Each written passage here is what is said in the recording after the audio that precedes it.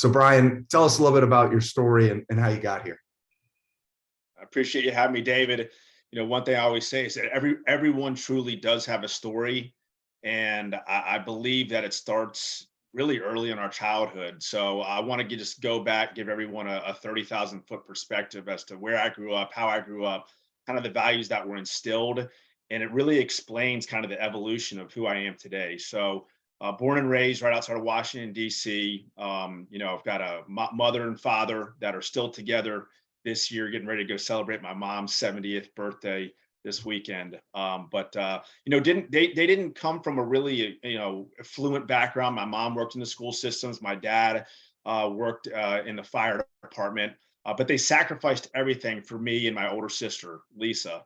And early on, I think a lot of us as parents and as kids, they participate in sports. And this is just kind of a little nugget, but they instilled that I wasn't allowed to just quit or miss practices or miss games because there was a commitment to the sports.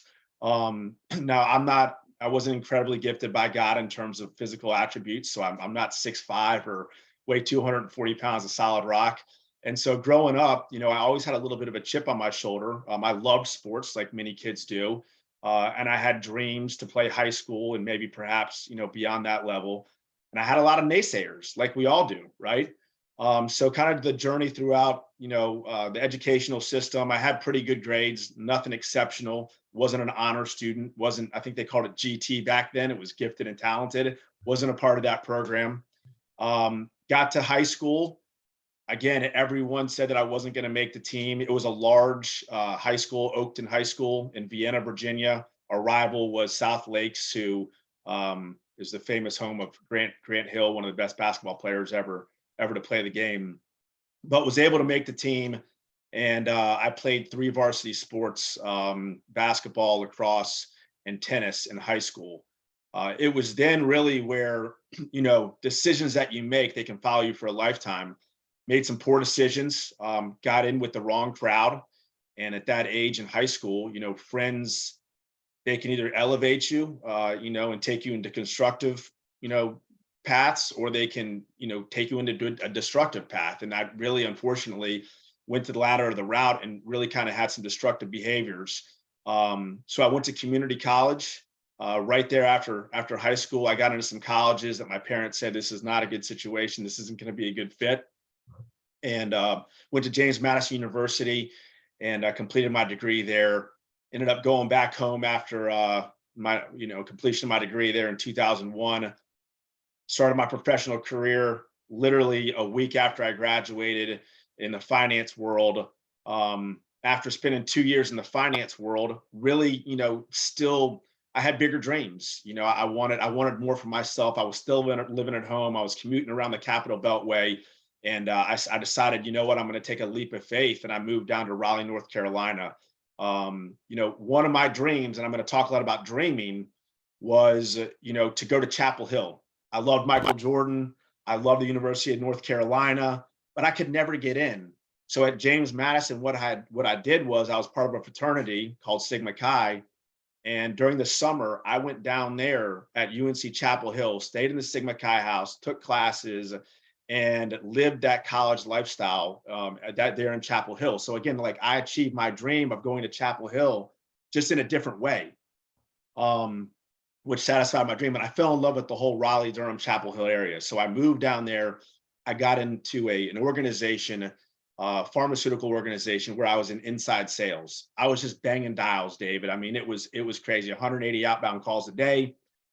And I was told again at that point in my career that I would never be allowed at this particular company to go into an outside sales position. They told me that they only take people with 5 to 8 years of gastroenterology experience. And I said, I'm gonna be the first person in company history to actually change that. And I was. You fast forward 2 years into that organization, and I set my goals and I achieved my dream. And I had to move to Birmingham, Alabama. They said, here's your opportunity. You've got a territory in Birmingham, Alabama. You're going to cover the whole state. And guess what? If it doesn't work out, there's no position back here. And I said, it's going to work out. I'll never forget the day I made that call. I got that call because I thought I was in trouble. and I moved to Birmingham, Alabama by myself, didn't know a soul, focused on my career, and was successful. You fast forward a little bit later, I was able to move to Charleston. A territory opened up. I called my manager. I said, I'm successful, but I need to get back to the East Coast. It covered Wilmington and Charleston. I loved Wilmington too. Moved back to Charleston, moved up the ranks, was a national sales trainer, kind of went through different companies, met my wife at that point, got married, had children, moved back up to Raleigh, then moved back to South Carolina. And, unfortunately at that point, the marriage fell apart, and I say unfortunately, but really, when things happen to us, they happen to us for a reason. And we can all sit here and say, when negative things happen, you can perceive them as negative and you can say, why does this happen to me? Why does this happen to us? But it really happens for a reason. And I'm so thankful because now, I'm married and to a beautiful woman who is, of faith and supportive and all the things that I ever wanted, and have a beautiful family of 6 now with 4 kids. But through that adversity, when I went through the marriage, I had been sketching out hats. I've always loved hats. I've got literally boxes of hats over there. I had been sketching out hats, David, and this is really where it gets down to like, how did I get here today? For a number of years, it's crazy. And I was like, I would say I want to do this with a hat, do that with a hat.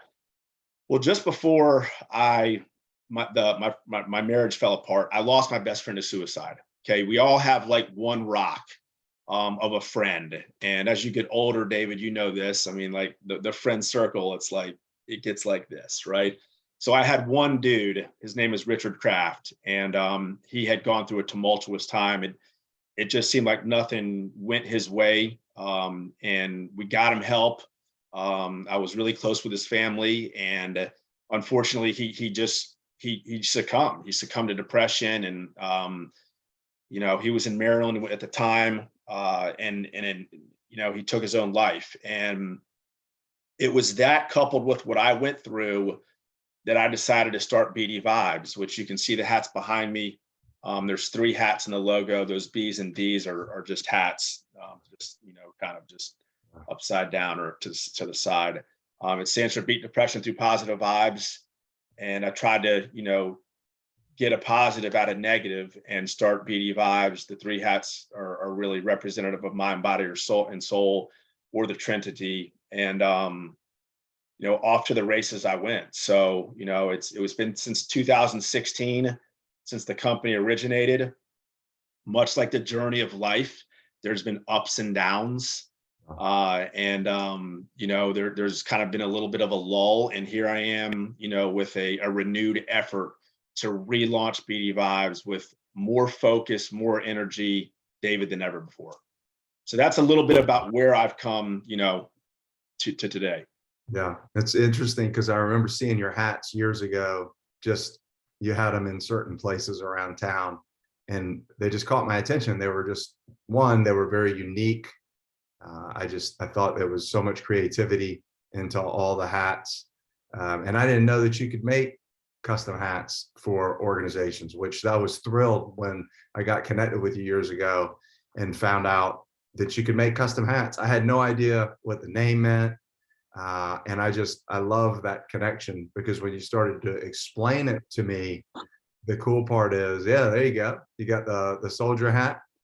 Man, I tell you, so Soldier Week for Boys, when we get these hats, it's the highlight, one of the highlights of our week. And so our 8th year now, I've got more amazing hats and styles. But the interesting part that really kind of connected with me, and I'll touch on it just because you brought it up, is unfortunately, my grandfather chose to commit suicide, and he was a massive just accomplisher, military, community service, involved in his church. And I remember that news at 18. You never forget those days in your life. And I remember thinking, how does a legacy collapse in such a tragic fashion? And it opened my eyes to the realities of just suicide. And then on top of that, I had one of my very good friends, similar to you, much later in life that committed suicide. And I don't know if that was just kind of me being prepared to be able to step in to that role.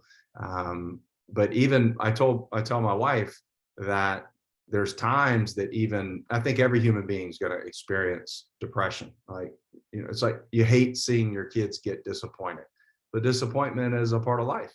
And when those disappointments come, I always think about, all right, try to break up that depression, right? So I have some rules for myself that if I'm just low and feel low, and it still happens to this day, I try to interrupt it, man. I will get out and move. I'll get out and take a walk.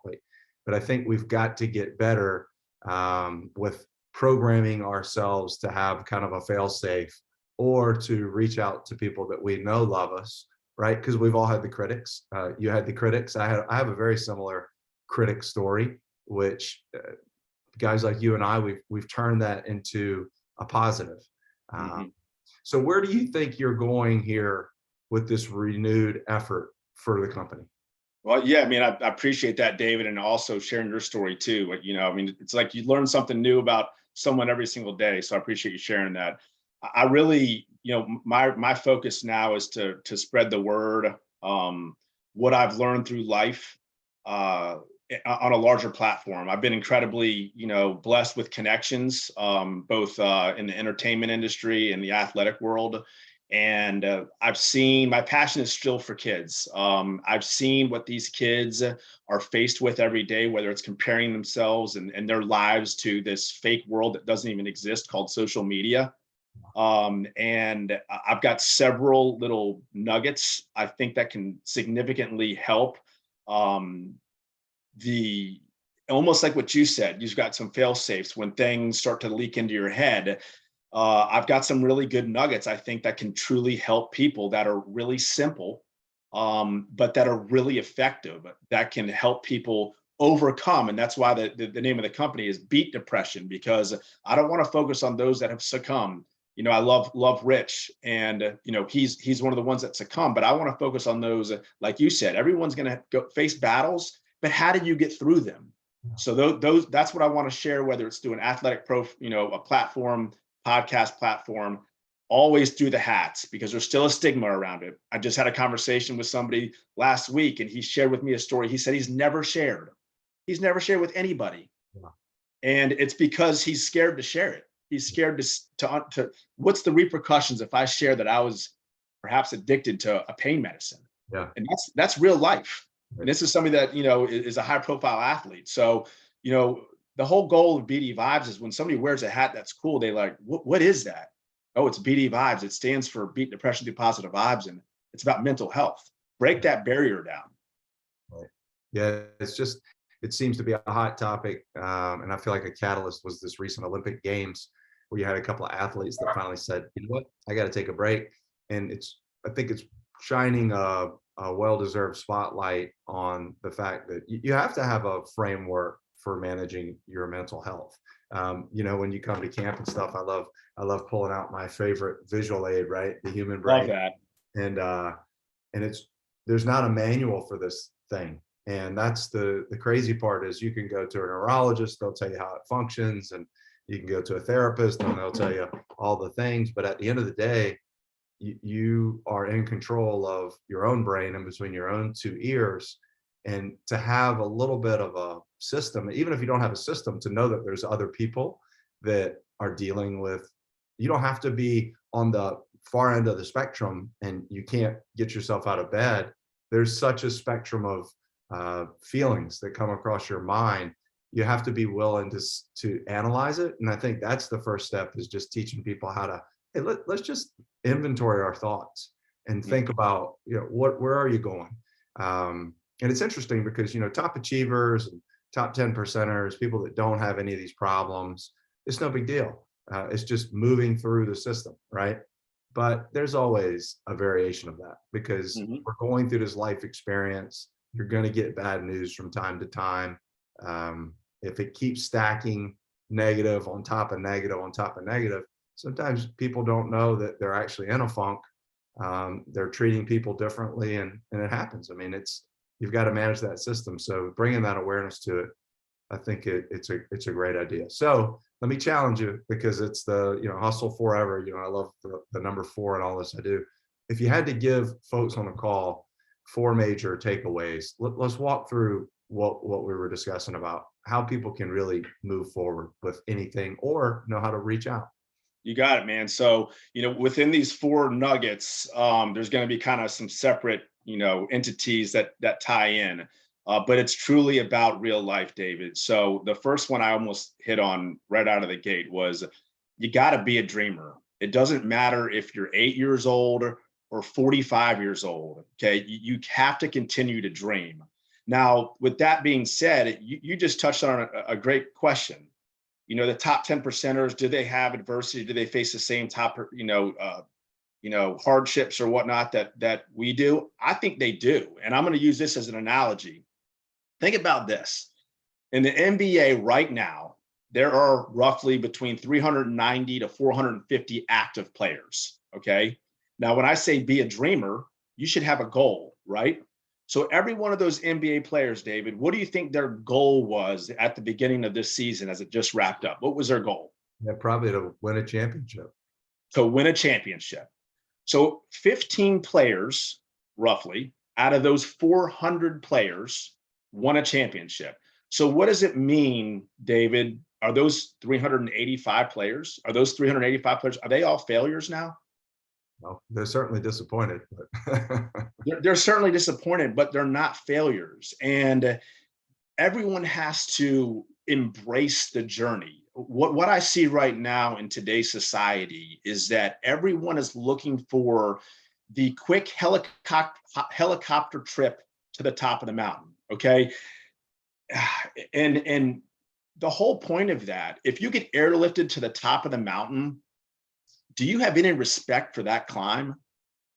You don't. And the part of the journey that you have to embrace is the climb to the top of the mountain. There's going to be setbacks. You're going to fall. You're going to get back up. You're going to go up 300 feet, and then you're going to fall back 100 feet. But that's part of the journey, and you have to learn to embrace it. So you've got to persevere through those hardships to continue to fight to see your dreams become a reality. You have to. And that's kind of like nugget number 1, I would say, is just to be a dreamer and to continue to persevere, enjoy the journey. Jimmy Butler's sitting, he's not waking up right now thinking he's a failure. I guarantee it. Probably. Look at that guy's journey. He wasn't even recruited. He had to get a JUCO, so, beyond that, most of us are going to have multiple paths. Okay. At some point in our life, we're going to have a career path. We're going to have, a personal family path. And I believe it's absolutely essential that those are aligned together. What I mean by that is this. So, fortunately, I've been able to travel. And one of the things that I think we're really missing in this country, and I love the United States of America. Okay. My dad fought in Vietnam. I'm the first generation not to be involved in a war. I love this country. But one of the things, and I know you've traveled too, that I see that's missing in this country is faith, man. I really do. And it's something that honestly, I churched my family back in 2004. And I can transparently say that there's been times that I've gotten away from that. And I haven't done a good enough job of keeping my family grounded by faith, grounded by God. But I'm telling you that I'm making more of an effort to do that than ever before. Because I look around and it's a scary world we live in, man. I go to these other countries and I see that the entire country, whether they're poor or affluent, they're grounded in faith. And it's something that we're missing in this country. And I'm not, it doesn't matter to me whether it's Buddhism, it doesn't matter about what your faith is, but you've got to be grounded in faith. I mean, I think that you can probably share your thoughts on that. Yeah, I think, like you said, no matter what the faith background is, faith doesn't mean one religion over another. It means that you have confidence that there's a life after this. And if you break down all the religions and look at some of the top teachings, aside from any type of radical concept, they're all good principles. And those good principles, if you track towards the good principles of any faith, they will tell you, hey, it's better to live this righteous way as opposed to living this negative way. And if everybody just tracked against their spirituality, what we'd find is our communities, you might be approaching me with a different faith discipline, but the goodness of each of our faiths, I think, can bring us to a place where we start to have a better mutual respect.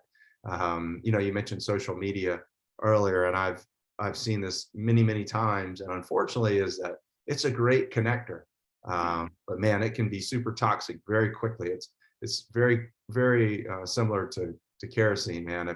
If the wrong time, the wrong place, something ignites, it can take multiple kids down a wormhole with the way that they feel about themselves. And to be fair, it doesn't just have to be children. It can also be the way parents and adults think about themselves. People love to promote the glitz and the glam, but hey, look, not always promoting the reality of what's going on. I refuse to use filters just because it's not real, and it kind of helps me say, like, is this even a worthy thing to post about right now? Yeah. I mean, I've always said, aside from needing to use it for business purposes, I probably wouldn't even be on the platforms, just because I'm noticing, even in my own teenagers, it can be a challenge to. That's why we force the kids at camp, eye contact, have pride, shake somebody's hand. It can be a huge distraction. So I Yeah. definitely.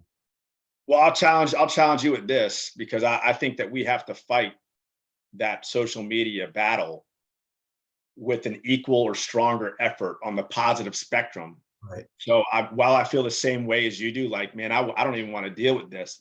I'm committed to, like, okay, this is the way it is. Like, I can't ignore that the social media has a stronghold on our youth and our kids, on everybody right now. They're waking up and they're hitting social media. They're getting their news from it and everything else. So we're going to have to send messages through social media to try to help combat all the falsehoods out there. Yeah, absolutely. There's got to be some positive sources out there for people to plug into, and I think that's what we're all on that common journey for sure. Yeah. So number three nugget, and you just touched on this too. It's amazing, David. I've learned this through life. I'm sure you've learned it too, whether it's relationally or through business. It's amazing when you start and you have these dreams, or maybe David wants to move his family from X location to Y location, and you've got your circle of friends. Who is there to support you first? I'm going to ask you, when you've launched some of your ideas, some of your companies, is it your friends that support you first, or have you found out that a lot of times it's outside people who actually support you first, and some of your friends that you thought, man, like, I thought we were close, they haven't supported, or maybe they took a while for them to support? What has been your experience with that? Yeah, I mean, look, I've had plenty of failed ventures in my career, and even just little side personal ambitions, plenty of failures. So I think anytime you run into someone that's not 100% on board with your concept, you have to look at it two ways. It takes feedback is the breakfast of champions, but not everybody really wants feedback. And I learned about when I was 27, that if I could truly sit in the feedback, if I could really listen to it, that there was something to glean there, something to learn there. And even if it made me uncomfortable and my ego took a hit, to take that constructive feedback and to see, okay, let me dissect this. How can I get better with this? I think that's been the best part of anything I've done. I've worked with a lot of career counselors when I was younger, and I was very fortunate to have amazing coaches in my life and exceptional parents, as you mentioned yours at the beginning of this call. My parents, thankfully, are still alive and well, and been married for, I think, 54 years now. But the framework that I was given is look inside. We just talked about this last week at camp. What's the tickle in your heart, right? What's the passion point that's coming across? And I think for me, when I don't get that validation, when I was younger, I might take offense to it. But as I've matured, I've realized, well, let me really examine why they're giving me that feedback. And is there something I need to tweak once I get it? But I've always found the greatest support kind of in this order. My parents, right? I think that they've always been very supportive of me. That's built confidence in me to try new things. That's pretty amazing. And I know that not everybody has that. And I wish they did. And then I'm very good at seeking feedback from the right people, right? So I'm not going to go ask somebody that's not in a profession that they would bring me relevant experience a question just to get their reaction. I will tell you that in friend groups, sometimes sharing too much can be dangerous because your friend groups aren't always in the same line of the industry. So I'm careful to seek feedback from people that I feel like will give me a credible opinion, right? My dad told me early in life, and I thought, I can't even tell you how many times I went to my dad and said, "Hey, what do you think about this?" And his reaction, instead of giving me his opinion off the cuff, was very patient. He goes, "Dave, I don't really know anything about that, but I know somebody that does." And he would network and connect me with people that would give me feedback. And I've tried to be that as a parent, where it frustrates children sometimes. No, just give me the answer. I just want the answer. Like, look, if I give you the answer, I'm just giving you an uninformed opinion, but I got a guy or I got a girl. Let me connect you, and then you go seek the feedback. I tell young kids all the time, when you're young, people will give you meetings, they will give you FaceTime, they want to help you. Mhm. You grow up and you get into the working world, it's harder to find mentors and it's harder to find people that will share with you. Some people would even perceive you sometimes as competition. So when you're young, build those contacts of people that want to see you be successful. So hopefully that helped your question. Yeah, no, you're spot on. So, I mean, that's the third nugget, is to surround yourself with the right people. I don't think there's any single organization, any single family that has solely been dependent on one person that was the driver and that's responsible for all the success of the family or all the success of the organization. There's people like Jeff Bezos, who gets all the credit, but you know what he was brilliant at? He put the right pieces of the puzzle, the right leaders in the right positions, and he let them get the job done. Yeah. And so you got to surround yourself with the right people. And to that point, there's going to be people that come into your life and they're just meant to be there for a season of life. And that's fine too. And you have to be able to understand that. If you ever seen a rocket take off and go to space, it's got these boosters. Yeah. And these boosters fall off at certain altitudes. And those are the people that are just meant to be, in your life for a certain season for you to reach your optimal altitude. So that's fine. And that's the nugget. Surround yourself with the right people. Understand that some people are just there for a season of life, and that's fine. It could be relationally. Maybe you had a girlfriend or a boyfriend or whomever it may be. But you have to learn to sit back and delineate, okay, that person was there for a season of my life, and I'm appreciative because it taught me X, Y, and Z. This person, my parents, and they're on the long haul. They're strapped for this rocket ship wherever it goes. Yeah. Yeah, Um, 100%. And I think that the building and then trying to be that person for other people is a great way to contribute back. Is that people call when they call for advice and things like that, is that sometimes just giving that advice and giving that feedback that they need and expecting nothing in return, that's, I think, where I've grown the most as a human being, right? It's like trying to flip that scarcity mentality over to abundance. It took me a really long time to get out of that scarcity mindset. I mean, years and years and years.